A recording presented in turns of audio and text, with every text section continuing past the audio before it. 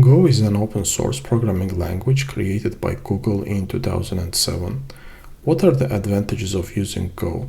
The first one is the simplicity. It has easy to learn syntax. So if you compare the syntax of this Go and Java or C++, it's much easier to learn Go.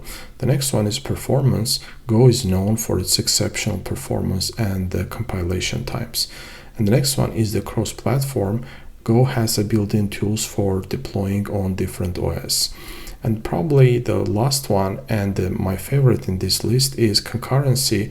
Go has Go routines and the channels. If you compare the concurrency, that how to write a concurrency application in or software in C++ or Java and compare Go, in Go it's much easier to do. So what are the use cases? For the use cases, the first one is the web development. So for example, building a high-performance web servers, APIs, microservices. The next one is the cloud computing, for example, for infrastructure tools, for the containerization, for the Docker, Kubernetes, and the similar. And the next one is for system programming, for the operating systems, for the networking tools, and so on.